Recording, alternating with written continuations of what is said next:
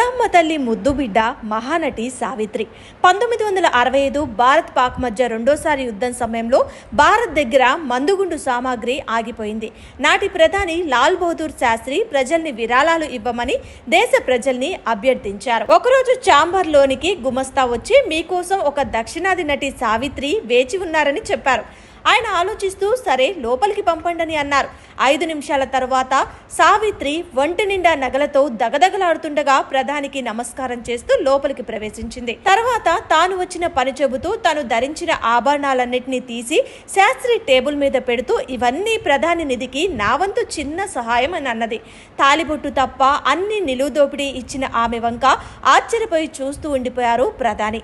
తర్వాత తేరుకుని ఆనందం నిండిన కళ్ళతో బేటీ నువ్వు మహనీయురాలివమ్మ, నీ దేశభక్తికి అభినందనలు అంటూ ఆమెతో కరచాలనం చేసి గౌరవంగా గుమ్మం వరకు వచ్చి సాగనంపారట.